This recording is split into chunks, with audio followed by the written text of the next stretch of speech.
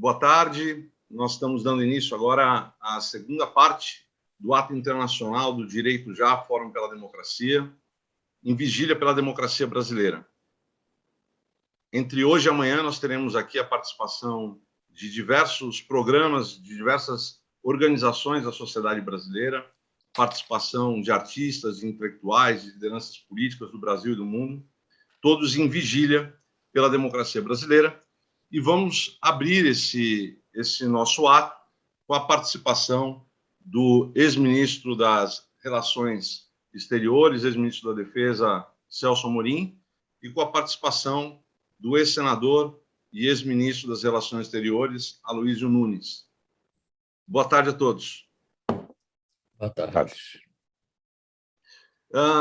Eu gostaria de começar essa conversa a gente trazendo aqui um pouco o que foi o 7 de setembro, a gente entender o que o presidente buscou,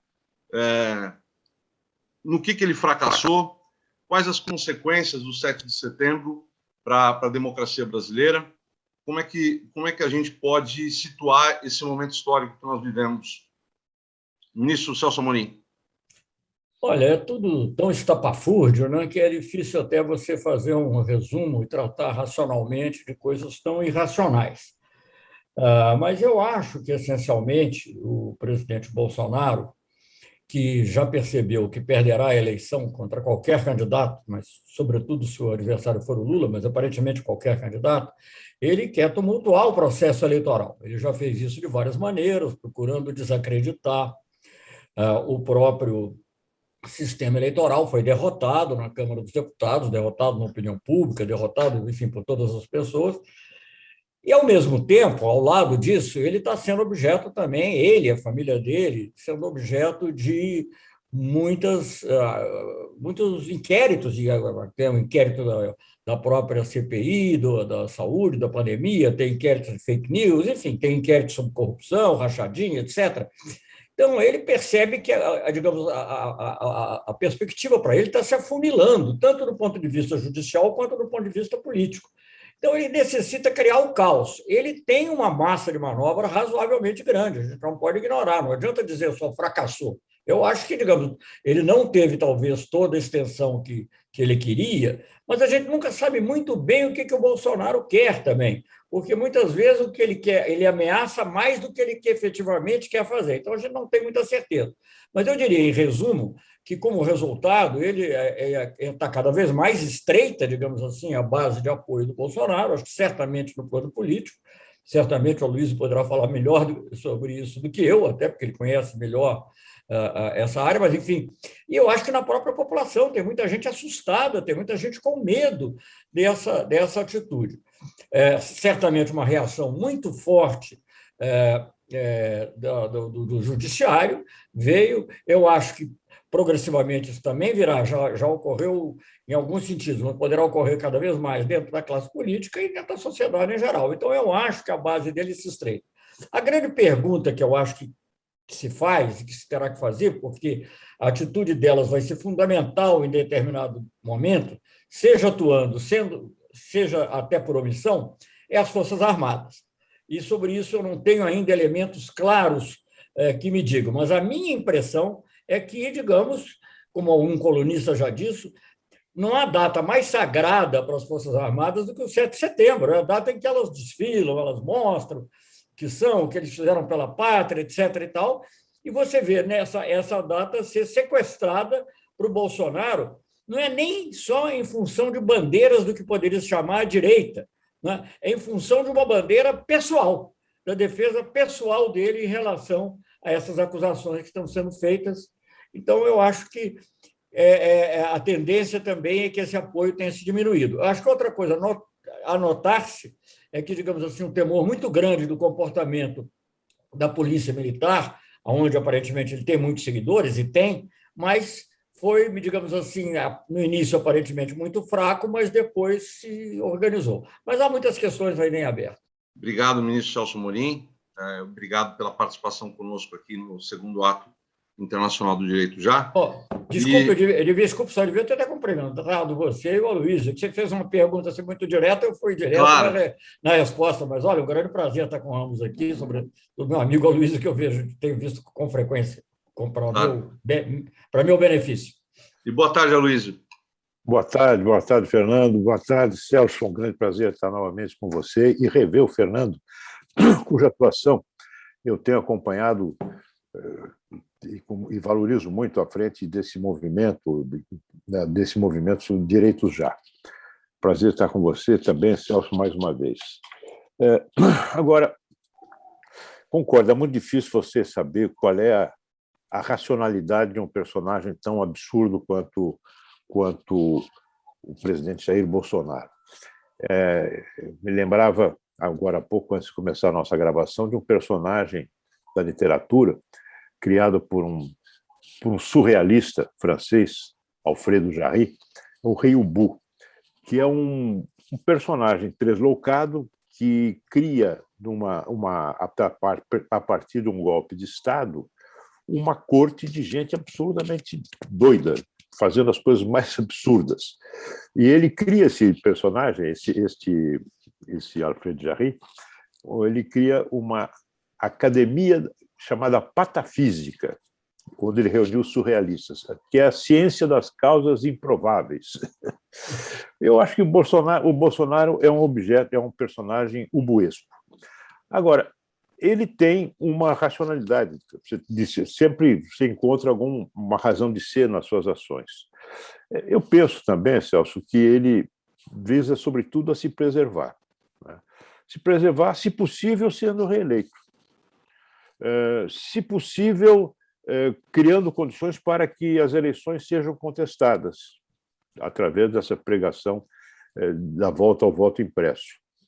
Ou, na pior das hipóteses, se manter à frente de um movimento de direita que existe no Brasil. Ele foi o catalisador de opiniões de direita, de extrema-direita, às quais se juntaram contingentes da direita moderada, se manter à frente dessa corrente, a corrente bolsonarista, para pesar sobre o Brasil, sobre as instituições, sobre a política, quando deixar a presidência. Eu penso que ele deve raciocinar também em termos de, como ele segue muitos passos do Trump, o Trump também se coloca hoje fora da presidência como alguém que representa esse movimento, o trumpismo, do qual o bolsonarismo é uma imitação precária, porque, de qualquer maneira, o trumpismo tem a sustentá-lo uma base política, que é o Partido Republicano. Bolsonaro não tem uma base política, ele tem um movimento. Essa é a realidade. E um movimento que mostrou força. Houve muita gente nas ruas. Não só o pessoal mais deslocado, mas vi famílias inteiras aqui no meu bairro saindo com bandeira verde e amarela para o ato do Bolsonaro. Pessoas que são mobilizadas, talvez não pela ideia do golpe, mas pela pauta extremamente conservadora que o bolsonarismo vocaliza. Não é? Bem, então é um movimento forte, encabeçado por uma pessoa que, sendo presidente da República, não tem diante de si perspectivas políticas muito largas. Pelo contrário, concordo com o Celso, as perspectivas estão se estreitando. Estão se estreitando porque nenhum partido político de peso aderiu a isto. O próprio presidente da Câmara, que é o Arthur Lira, que é uma expressão desse segmento da política brasileira, que é paroquial, que é clientelista, que é regionalista. O próprio presidente da Câmara expressou restrições severas no seu pronunciamento, que tem que ser lidas no seu pronunciamento, severas ao presidente da República.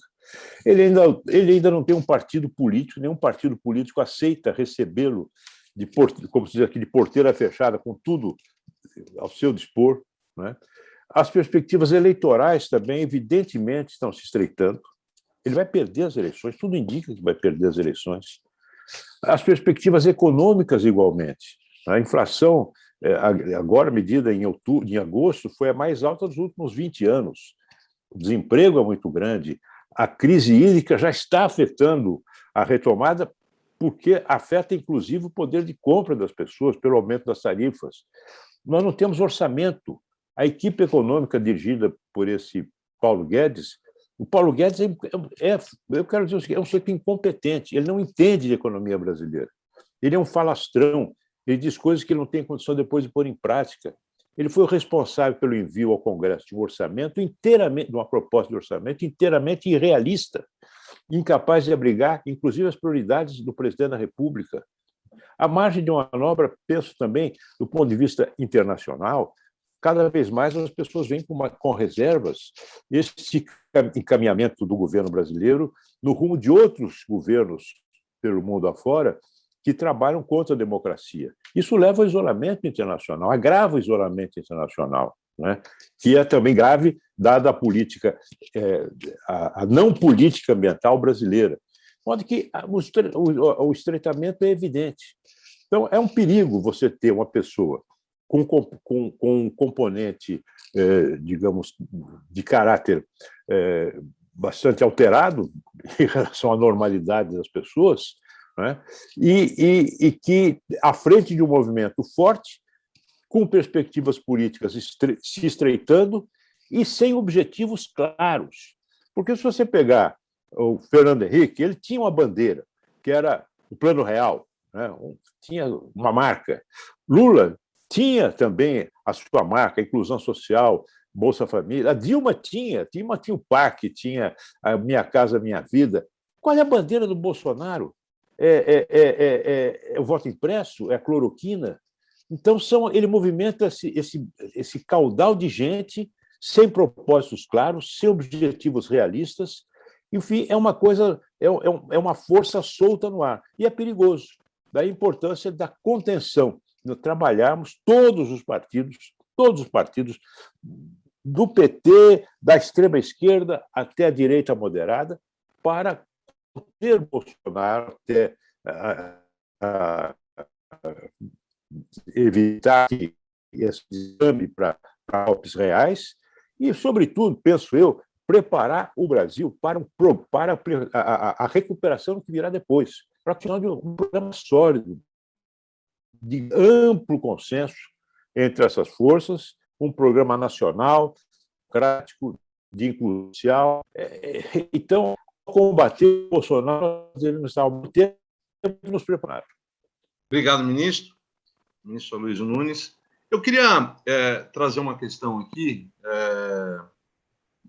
a questão do veto do Bolsonaro agora a fake news, né, na lei que trata dos crimes contra a República, e essa articulação que o clã Bolsonaro tem com o Stephen Bannon, com os apoiadores do trumpismo, as conexões que eles mantêm com países onde a extrema-direita se mantém muito forte no mundo, e saber o quanto essa articulação internacional que ele orbita, o quanto isso é preocupante ou não é, e quais mecanismos a gente deve ter diante disso.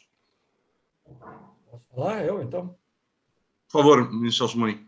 Bom, não, eu acho que é extremamente preocupante. Eu acho que o Brasil é hoje, eu tenho dito, não só foi em algum momento o epicentro da pandemia, mas hoje é o epicentro da extrema-direita internacional. O governo Bolsonaro, eu tenho conversado muito com meus amigos argentinos, eles falam da direita.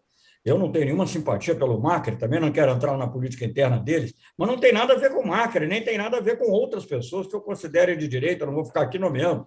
Ele é totalmente anormal, como Hitler era normal, como Mussolini era normal, né? Agora, você tem duas, e isso está articulado com uma extrema-direita, que ela sim tem uma certa racionalidade, digamos assim, dentro dos seus objetivos, que é comandada por uma pessoa que é desqualificada, moralmente desqualificada sobre muitos aspectos, mas que não é de bobo, não tem nada, que é o Steve Bannon, e isso está penetrando no Brasil. Não é à toa que a Polícia Federal teve que deter agora uma pessoa, Brian Mills, se eu não me engano, o nome da pessoa, então eu tenho medo de estar confundindo o nome, mas esse é uma pessoa que esteve com o Bolsonaro e que veio aqui participar da seção brasileira, né, dessa internacional conservadora, que não é conservadora. Gente, eu morei na Inglaterra, eu sei que é um partido conservador, eu posso não gostar das ideias dele, mas não tem nada a ver com isso. Isso não é conservador, isso é uma coisa assim, extremada, digamos assim, que pega o conteúdo do conservador e a forma revolucionária, né, que é característico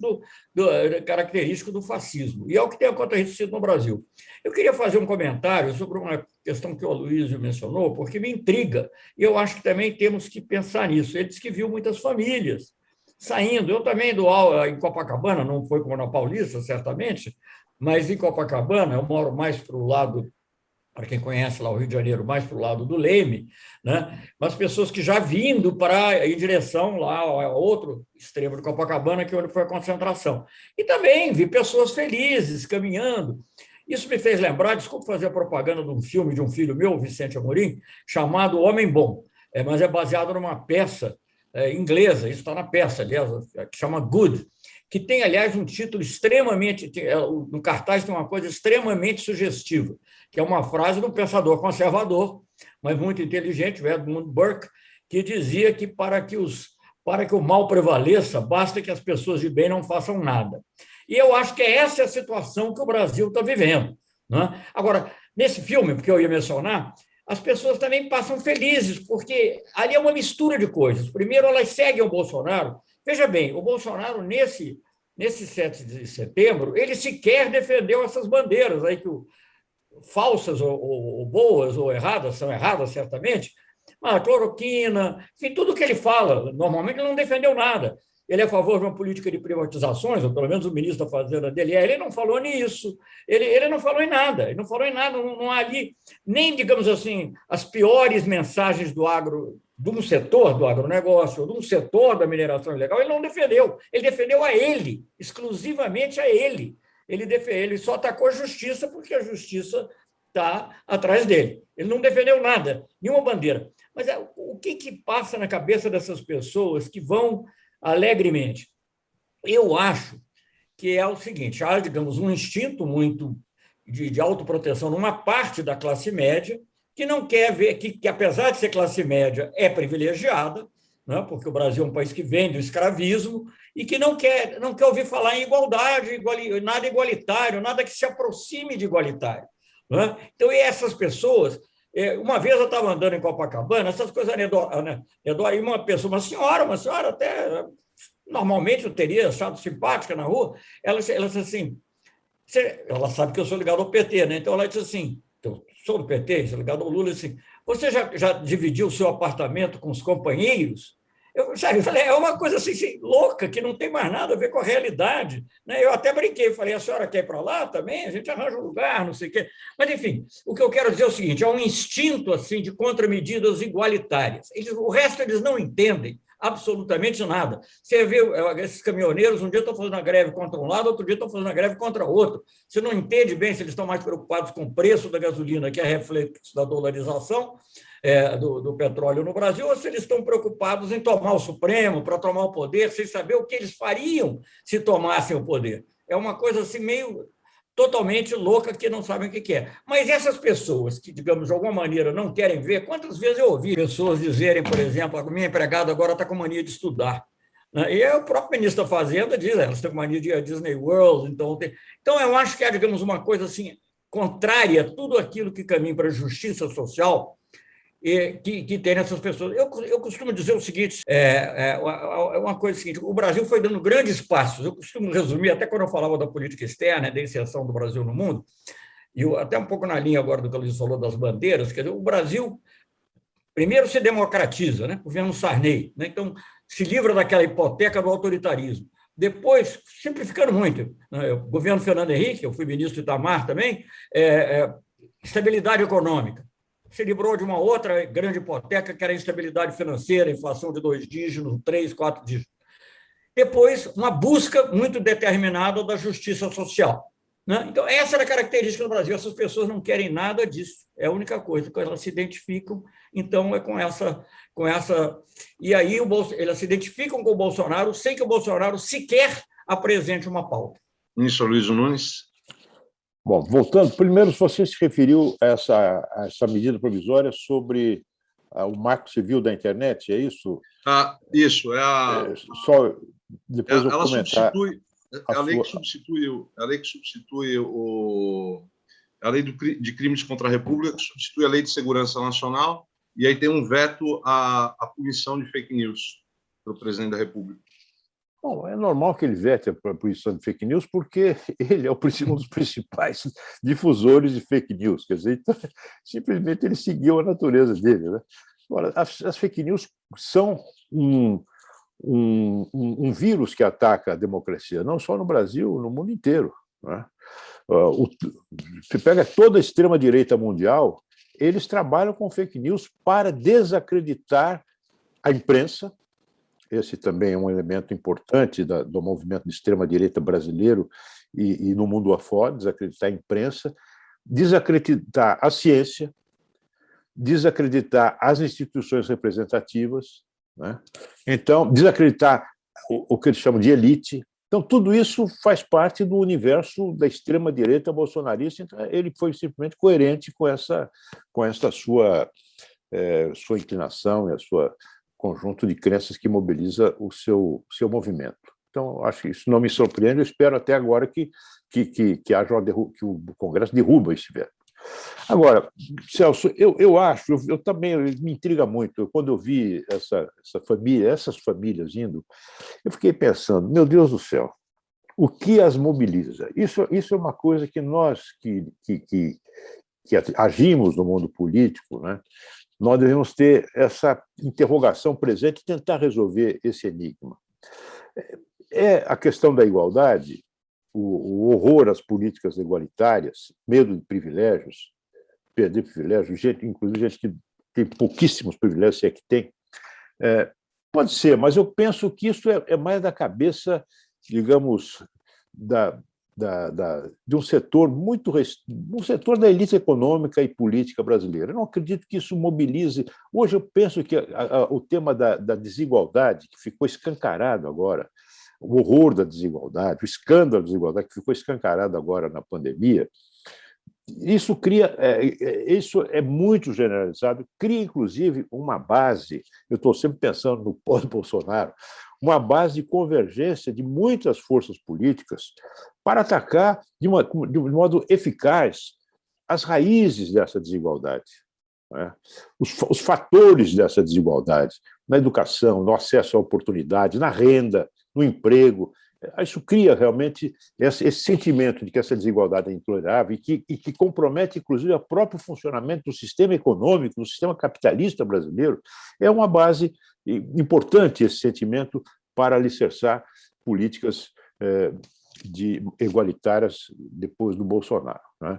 Agora, eu recebi um dia desse uma pesquisa que até quem me mandou foi um amigo comum, que é o advogado do presidente Lula, né?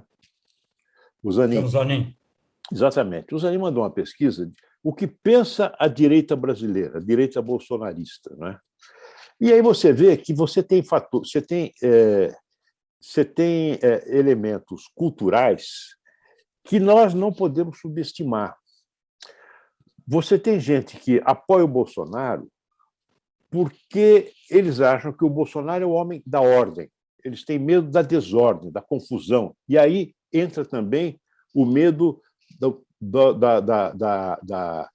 criminalidade. Acham que o Bolsonaro é um homem que é firme no combate à criminalidade. Daí o apoio de uma parte dessas pessoas à política do armamentismo, o que é um contrassenso, porque o armamentismo vai na contramão da segurança, mas apoiam. Você tem valores religiosos de pessoas que acreditam que seus valores religiosos devem ser traduzidos em políticas públicas, em legislação. Por exemplo, a questão do aborto, casamento entre pessoas do mesmo sexo, né? Tudo isso ajuda a esse sentimento que nem sempre foi bem compreendido por nós de esquerda. Eu sou um homem de esquerda e você também, e o Fernando também, mas que não somos, talvez não tenha sido bem compreendido a importância de nós termos um pouco mais de compreensão e de paciência para lidar com esses temas de modo a não afrontar esses valores, né? Claro que não capitulemos diante dele, mas compreendemos que isso tem uma base real, é um sentimento que move gente, não é? Move pessoas. Então, esse é um problema que remete à necessidade de uma construção de uma real cultura democrática no nosso país, uma real cultura democrática, né? Que acho que é muito precária no Brasil ainda. Bem, sobre as Forças Armadas, eu concordo com você, Celso. Você conhece bem, você foi ministro da Defesa, bom ministro da Defesa, algumas vezes até no Senado nós tivemos, eu era oposição, você ministro, nós divergimos, mas divergimos sobre uma base de racionalidade, sobre determinados valores que são comuns, não é? Mas eu não acredito realmente que as Forças Armadas brasileiras possam se prestar a uma aventura dessa golpista. Nós não temos mais aqueles figurões que se eternizavam em comandos, né? A reforma feita pelo presidente Castelo Branco, com uma expulsória, depois de certo tempo na ativa, de oficiais generais, foi uma coisa que eliminou aquelas figuras que tinham peso institucional, prestígio nas Forças Armadas, os Góes Monteiros da vida. Isso acabou. O Bolsonaro é uma pessoa que ele não é bem visto pelos seus colegas, é visto como uma pessoa turbulenta cuja eleição foi uma espécie de cavalo de Troia para que muitas pessoas do meio militar pudessem ascender a cargos chaves das empresas estatais aqui ou ali, mas não acredito que joguem o prestígio das Forças Armadas em uma aventura que não teria nenhuma viabilidade, nem no Brasil. O Brasil seria imediatamente, aí sim, um pária internacional, não é? Os investimentos que já hoje estão fugindo do Brasil em razão da retórica golpista do presidente fugiriam de uma vez. Não creio que haja condições para um regime dessa natureza se afirmar no Brasil.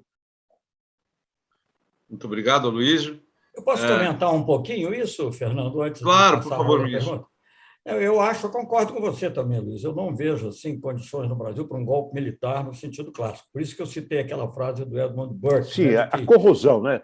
A corrosão que de repente cai. Por isso que aí eles não agem. Desculpe, só concluindo, só um pós-scripto. O que está havendo é uma corrosão no sistema democrático brasileiro, como em outros países que a gente conhece. Daí a necessidade de vigilância e de combate. Não podemos deixar de estar sempre na trincheira. Caricaturando um pouquinho, para falar dos militares, o meu temor, digamos assim, supondo aquela situação, eu acho que a gente vai passar por muita coisa até a eleição, né? Mas, digamos, vamos dizer que fosse hoje, que fosse amanhã, que fosse daqui a 10 dias. Qual seria o meu temor? Né? Num cenário similar ao do Trump, que, digamos, eu não sei quem aqui seria o equivalente, lá foi a Nancy Pelosi, ou Pence, mas, digamos, ou o Fux, né, ou alguém, telefone lá para o comando militar e não respondam do outro lado. Meu temor é esse. Entendeu? O que acontece é nesse sentido que eu digo, não é que eu não acredito. O Bolsonaro, a gente não pode subestimar o instinto dele. Por que ele tirou o general Pujol? Porque o general Pujol, eu não vou concordar com tudo que o Pujol fez. Pujol assinou o manifesto em favor de 31 de março de 64, acho errado. O Pujol concordou com a produção de cloroquina, mas o Pujol não permitiu que as Forças Armadas fossem transformadas em guarda pretoriana. Ele manteve uma distância entre as Forças Armadas, o Exército especificamente, e o governo. Né? Quer dizer, cada vez que o Bolsonaro falava o meu Exército, ele se afastava. Tanto que agora o Bolsonaro não tem falado tanto mais no meu Exército. É verdade. Ele tem falado mais, é uma coisa interessante isso. Então, eu acho que ele se afastava. Agora, o meu medo hoje, por isso ele foi tirado, e na realidade o pivô da saída dos três e mais o ministro da Defesa foi esse. Foi o Pujol. Foi o Pujol, não tem a menor dúvida sobre isso. Mas, enfim, é um homem que deu o cotovelo quando o Bolsonaro cedeu a mão no começo da pandemia. Quer dizer, eu respeito a ciência, né? Ele estava dizendo isso, o Exército respeita a ciência. Esse era o recado. Exército positivista. Exército positivista. Positivista. Né? Vamos voltar ao governo positivista aí do Rodrigues Alves, sei lá de quem, já seria uma coisa progressista no Brasil de hoje, do jeito que está. Mas, enfim, o fato é que ele representa isso. Mas foi tirado, e eu não sei. E depois houve aquele episódio do Pazuello, que não foi punido. Então, digamos, até onde vai a capacidade, digamos, mesmo que chamada, não como árbitro, que ele nunca é árbitro, mas chamada pelo presidente do Supremo ou por um presidente do Congresso ou da Câmara, que for numa situação extrema, como é que eles vão atender? Então, é nesse sentido que eu tenho um pouco de temor. Mas eu acho... E aí eu estou com você, eu também tenho esse receio. Golpe no tipo tradicional não haverá. Mas nós temos pela frente aí o ano que vem um processo eleitoral. A gente vê que o presidente Bolsonaro ele tem uma base sólida, mas do ponto de vista majoritário para vencer uma eleição, ele encontra hoje cada vez mais dificuldade. Ele já não governa mais o Brasil, na verdade ele transformou o Palácio do Planalto num bunker golpista, uma tentativa de se preservar no poder, de como não ser preso, né? Então, isso mostra que, pelo menos, a gente pode até não saber se ele consegue ou não, mas ele está disposto a tudo. Né? E quanto mais se aproximar da eleição e pior ele estiver na avaliação, mais ele vai buscar agir, talvez até irracionalmente. A preocupação aqui é o seguinte: a gente tem hoje no Brasil milícias armadas, né? Há uma possibilidade de ele incentivar distúrbios, né? E o que eu queria trazer um pouco aqui é a questão desse ato aqui em si. Esse é um ato internacional que nós estamos dialogando com lideranças de outros países, nós estamos querendo dar visibilidade para o que está acontecendo aqui.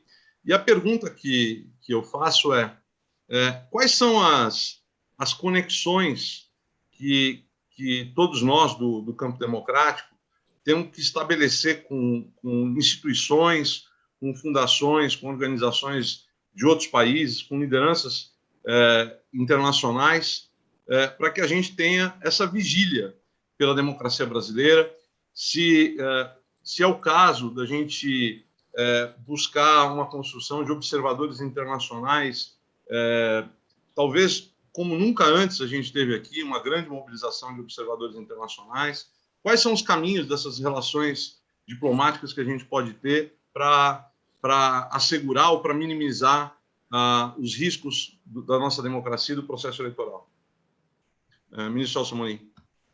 Olha, bom, isso tudo supõe nós chegarmos a outubro de 22, né? Aí eu acho que a gente pode pensar em organizações, nós já falamos até informalmente, União Europeia. A OEA não adianta. Eu aviso aos navegantes, a OEA não adianta. A OEA está totalmente desacreditada na América Latina com a ação desse atual secretário-geral Almagro. Eu digo isso tranquilamente, porque eu conheci o Almagro, para mim é uma surpresa, mas não vou entrar em detalhes do Almagro, porque não é objeto da nossa conversa. Mas a União Europeia, o Centro Carter, por exemplo, eu acho que sim. Agora, eu acho que isso não diminui o ímpeto golpista, né? Eu já começo a perceber aqui, digamos assim, um certo nacionalismo, um falso nacionalismo, porque não é um nacionalismo de defesa dos interesses nacionais, das riquezas nacionais, dos nossos valores, mas, assim, digamos assim, como qualquer coisa que seja intervenção estrangeira. Havia cartazes em inglês, né? Cartazes em inglês aí nessas manifestações, faixas em inglês, contra o STF e contra... É uma coisa curiosa, porque era, digamos assim, e alguns em alemão, provavelmente dirigidos àquela vice-líder do partido nazista que teve aqui.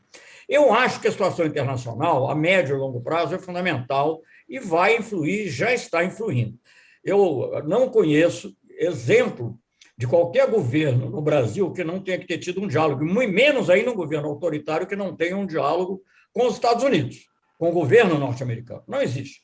Quando a Luiz viveu isso talvez de maneira mais intensa do que eu, mas eu, como diplomata, acompanhei. Quer dizer, a democracia no Brasil e a grande imprensa no Brasil, pelo menos, começa a falar mais intensamente em direitos humanos depois do Carter. Até então, eu defendia, às vezes, liberdade de imprensa, porque aí era o ganho, era próprio ganhar a produção deles, mas é o Carter. Né? Você não, foi aquele longo processo de abertura que se inicia com a estratégia do Golbery. Então, eu não vejo como é que é possível para o Brasil, porque quando falávamos antes das ideias, né, veja bem, o que eu acho que seria uma base para uma frente ampla brasileira? Interna, né? Internacionalmente é outra coisa. É o que o Biden está fazendo, não é preciso, não precisa inventar nada. Quando eu vi o Biden lançar o programa dele, o programa interno, eu falei, é isso que eu quero. E eu acho que é isso que o Luiz quer, é isso que, digamos, eu não me considero de extrema esquerda, hein, Luiz? Você falou PT, entrou extrema esquerda ali sem querer. Não. A extrema esquerda, eu sei. Veja bem, eu digo, da extrema esquerda, passando pelo PT e pelos partidos da direita moderada. Eu sei que o PT não é um partido... Vamos começar com a esquerda. O PT não é um partido revolucionário, é um partido reformista, na minha opinião. Nem extremista. Gente, eu fui colega de governo do Roberto Rodrigues, que é um homem do agronegócio. E mais, sabe de quem você foi colega? Você foi colega nem cite. Não, vou te dizer, do presidente do Banco Central, Meirelles. Pois é, o Lula fez um governo moderado. Moderado, amplo. E eu acho que ele pode voltar a fazer, não é essa a pergunta, mas ele pode voltar a fazer um governo amplo. Acho que a gente tem que discutir um amplo programa. Eu acho que tem a justiça social, que tem a soberania, que tem a altivez na política externa, e que, ao mesmo tempo, funcione, porque, como você disse, eu estou pegando o que a Luísa disse antes, mais até do que... Como a Luísa disse, a desigualdade e esse caos permanente, eles são antifuncionais para o capitalismo, inclusive para um capitalismo que possa ser reformado. Tem gente, aí sim, é verdade, do meu lado, que não acredita em reforma do capitalismo, ou derruba tudo. Eu me lembro, Luiz, que eu fui aluno da London School of Economics, né, estudava lá, e tinha cada um tinha lá uma bandeira na época de uma greve. Aí tinha um anarquista, né? O anarquista, a bandeira dele era o seguinte: tinha uma resolução, era uma resolução enorme, era resolve, burn and smash all, quer dizer, queime tudo, né? Quer dizer, então, não, esses não, eu não estou com isso, acho que a gente tem que reformar, tem que avançar, etc. e tal.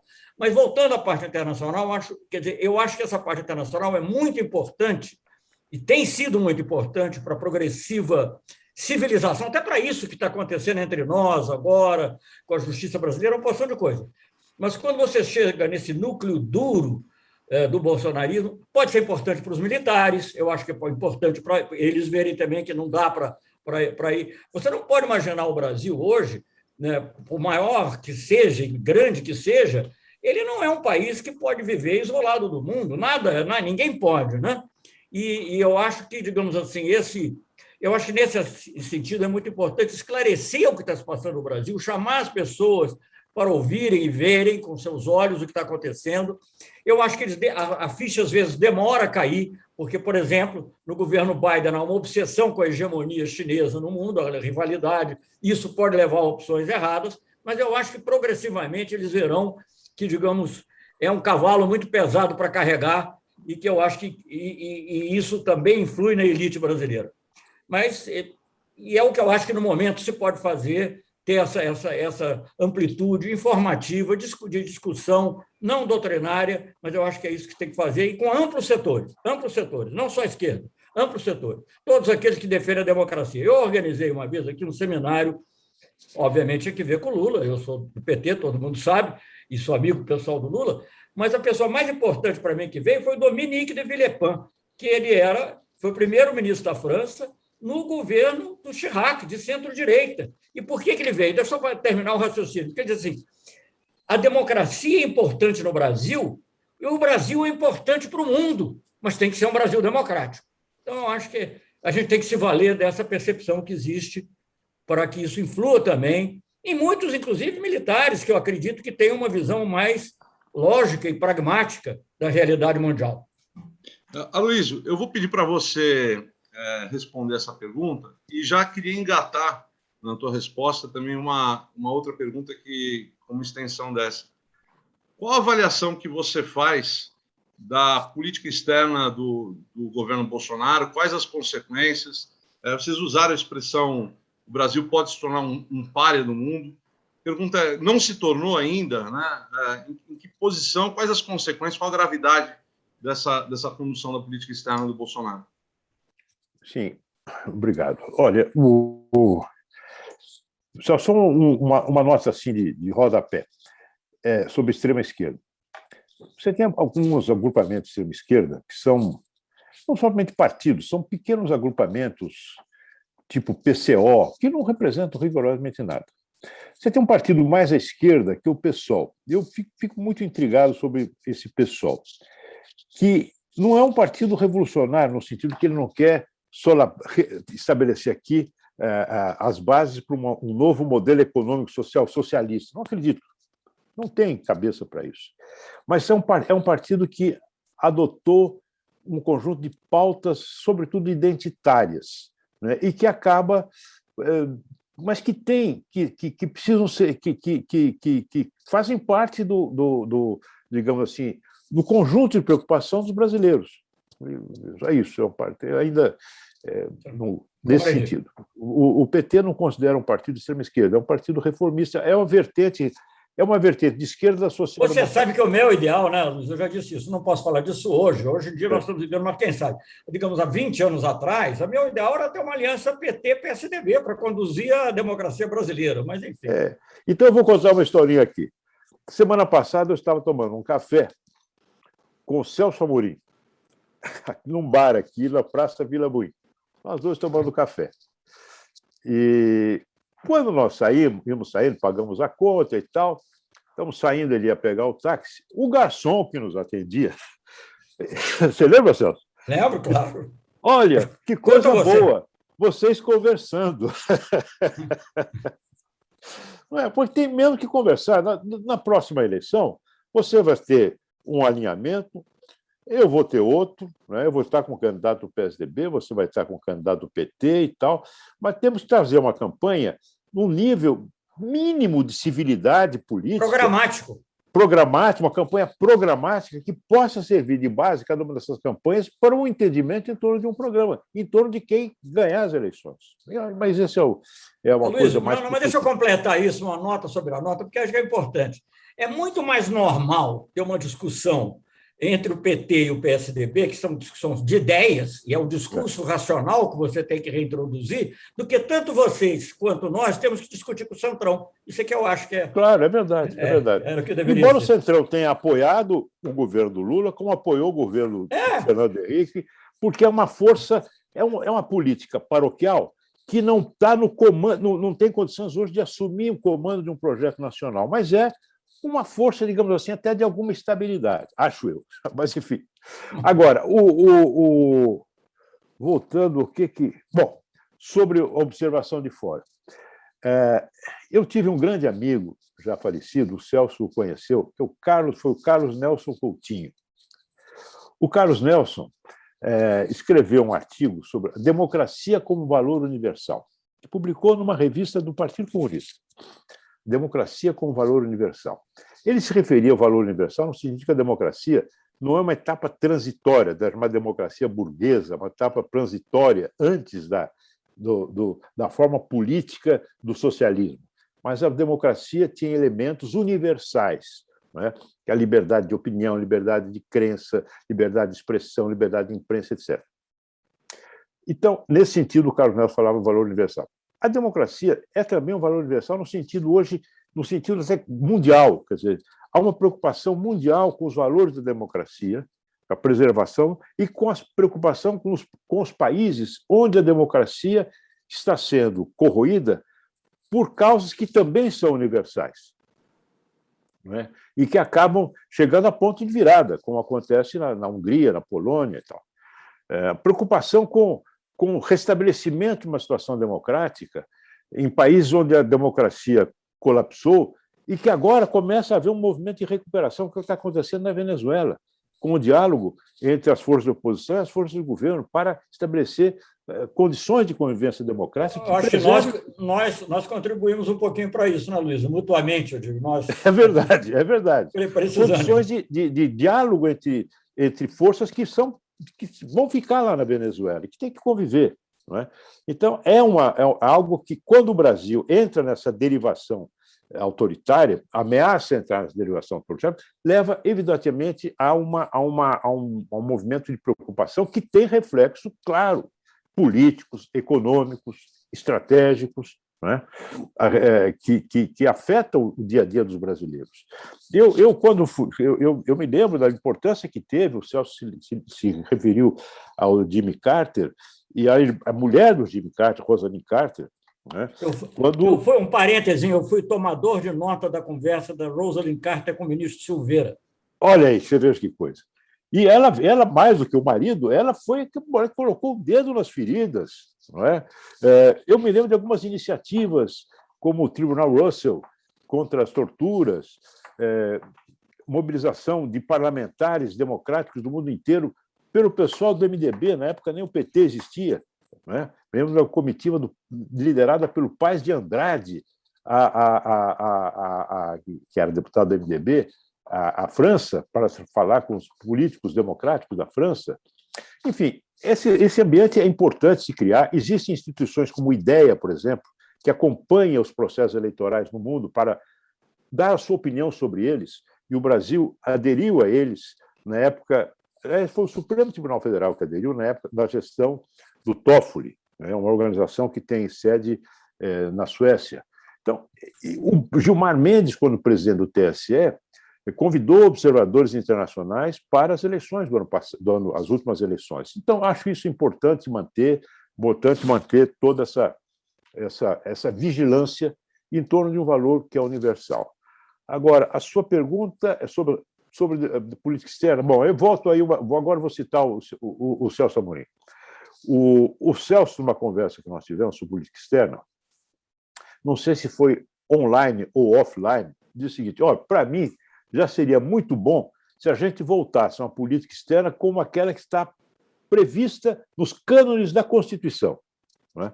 Se nós tivéssemos uma política prevista na Constituição, que baliza a política externa brasileira, seria uma grande coisa. Quando se diz que a política externa brasileira é uma política de Estado, é porque você pode ter pontos de vista diferentes, óticas diferentes, segundo a orientação dos governos, mas ela tem alguns balizamentos que estão hoje na Constituição. Né? A independência nacional, a não intervenção, a cooperação com os países da América Latina, né? Enfim, soberania nacional. Tudo isso que durante a gestão do nosso sucessor, Celso, como dizer, o Ernesto Araújo, que nos sucedeu a você, a mim, no Ministério das Relações Exteriores, foi inteiramente jogado fora. Virou uma coisa absolutamente maluca, né? O Brasil, exaltando a condição de pária internacional. Agora, eu vejo com otimismo essas novas gerações que estão chegando. No meu tempo de ministro de Relações Exteriores, a turma do Itamaraty, que se formava, escolheu como patrona da turma a Marielle Franco. E agora, o embaixador Jobim, que foi assassinado pela ditadura. Não é? Então, você tem aí uma moçada que está vindo e está sintonizada com esses valores, que são valores mais permanentes, mais sólidos da diplomacia brasileira. E eu vejo que o atual ministro procura, de alguma maneira, se aproximar desses valores. Pelo menos na sua equipe, na equipe que está montando, para montar uma política externa mais normal. Eu acho que a massa crítica no Itamaraty, sólida para a aplicação da política externa prevista na Constituição brasileira. Obrigado. E, ministro Celso Amorim, como o senhor vê a política externa hoje? Olha, eu concordo com tudo aí que o Aloysio disse, não tem nenhum reparo. Aliás, não é à toa que nós assinamos cartas juntos, nós fizemos... É verdade. Nós, todos os ministros, todas as pessoas ligadas à política externa, desde a democratização, eu não podia nem imaginar que isso iria acontecer da forma que aconteceu. É verdade. E eu acho que, digamos, na nossa... Só os ministros da Dilma não assinaram, porque eles são diplomatas de carreira que estão na atividade. Isso, exatamente. São os de carreira que estão em exercício de função, não podem assinar, evidentemente. Todos os demais assinaram, até pessoas que não eram ministros das Relações Exteriores, mas tiveram muita influência, como o Rick Cooper, influência ao longo do tempo, e também foi assessor internacional do Sarney, etc. Não. O que eu sempre disse, por isso mesmo, essa é uma questão que todo mundo coloca. Se a gente permite, eu não vou me estender sobre isso, que não é seu tema. Política de Estado e política de governo. O Aloysio já definiu perfeitamente o que é a política de Estado, que é aquilo que está na Constituição. Você não pode sair daqueles princípios. Você não pode dizer que o Brasil quer ser um pária. Você não pode dizer que o Brasil quer se subordinar totalmente aos Estados Unidos ou à China ou a quem quer que seja. Você não pode dizer que você é a favor da intervenção na Venezuela porque você não gosta do governo dele ou de um outro governo qualquer porque você não gosta. Você não pode dizer isso. Isso não pode. Isso está fora não vou usar essa metáfora do Bolsonaro fora das 4 linhas, mas eu digo, está fora da Constituição. Isso não está. Então, isso é política de Estado. Dentro da política de Estado, claro que há políticas de governo. E há um que dará mais ênfase à aliança com os Estados Unidos, outro que dará mais ênfase à aliança com a China, outro que dará mais ênfase a uma multipolaridade. Eu não quero discutir o conteúdo dessas políticas agora, porque isso não tem a ver. Eu acho que todos nós, por exemplo, eu tenho falado muito sobre isso, que me pedem muito para falar, porque eu falo um portunhol compreensível. Então, as pessoas me pedem muito para falar. Então, a política de integração na América do Sul é algo que começa muito fortemente nos governos Sarney e Alfonsin, que se concretiza nos governos neoliberais de Menem e Collor, no caso do Mercosul, que se expande no governo Fernando Henrique, se expande, que fez a primeira cúpula da América do Sul, sempre reconheço isso, aliás, não deixo de reconhecer, e se expande mais ainda, na minha opinião, nos governos do Lula e daí da Dilma na parte, eu só posso falar da parte de defesa. Mas, enfim, então isso é uma coisa que faz parte da política externa, isso já virou política de Estado. Agora, você vai dar mais ênfase a esse aquele assunto, é outra questão, mas princípios básicos, por exemplo, o combate ao racismo ao nível internacional, a defesa dos direitos humanos, os direitos reprodutivos da mulher, o direito dos indígenas, isso tudo também é nacional, isso está na nossa Constituição, direto ou indiretamente, além do artigo específico sobre política internacional, está espalhado pela Constituição. Então, eu acho isso, cumprindo a Constituição no seu espírito, na sua totalidade, na sua ideia de justiça social, aplicar isso à relação internacional. Veja, eu lutei muito pela expansão do Conselho de Segurança e Inclusão do Brasil como membro permanente, todo mundo associa isso com o governo Lula, mas não é verdade, o governo Lula também. Mas eu fiz muito isso no governo Fernando Henrique Cardoso, de quem eu fui embaixador na ONU. Então, eu acho que é isso. Nós temos que voltar a uma normalidade, nós temos que criar uma base para um discurso racional para todas as nossas forças políticas. Vai ter que fazer um pouquinho de aliança com o Centrão, paciência, mas eu acho que tem que ter uma base de discurso racional, que é justamente o que esses fascistas não querem.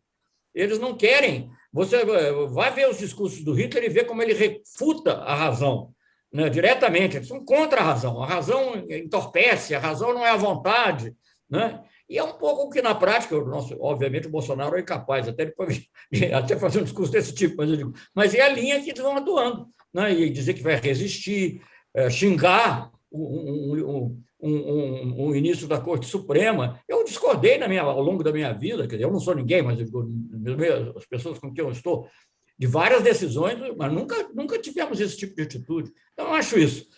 Defesa da Constituição, isso aplicado à política externa, isso aplicado aos valores básicos, nós temos uma base grande e sólida para trabalharmos amplamente. Né? E aí, claro, cada governo vai dar mais ênfase num aspecto, outro vai dar mais ênfase na outra. Eu não vou dizer que o governo Fernando Henrique era desinteressado da política social, tinha lá a doutora Ruth trabalhando ativamente, muitas outras pessoas, né? Mas ele deu mais ênfase à estabilidade econômica. O governo Lula deu mais ênfase à justiça social, mas também tinha o Meirelles, como foi lembrado aqui, para cuidar da parte econômica. Então, eu acho que é uma questão de ênfase. E eu acho que a gente deveria reduzir essas rivalidades que existem entre as duas grandes forças, que seriam as duas grandes forças, que existem e que são democráticas, para poder avançar num sentido. Claro, cada um vai avançar mais num sentido ou no outro, mas eu acho que, voltando à sua pergunta, no plano internacional, só para terminar com essa coisa, eu acho um grande trunfo, o Luiz sabe disso, isso vale para todos nós, um grande trunfo na área internacional é a credibilidade. E o Brasil tinha credibilidade. Eu diria que, na época do Lula, além de credibilidade, ele passou a ter um certo amor e estímulo. Enfim, uma questão assim, até pessoal, pela trajetória dele, pelo que ele representava, etc. Mas credibilidade ele teve ao longo do tempo. E eu acho que a política do Bolsonaro, eu vou terminar com esse comentário, afetou muito essa credibilidade. Hoje em dia não se tem certeza. Aquilo que os europeus hoje falam dos Estados Unidos, assim, então, os Estados Unidos quer se aproximar, mas e se o Trump voltar? Né? Porque o medo é esse. O Bolsonaro foi eleito, gente, não podemos esquecer isso. Com fake news ou sem fake news, mas de repente pode ter mais fake news.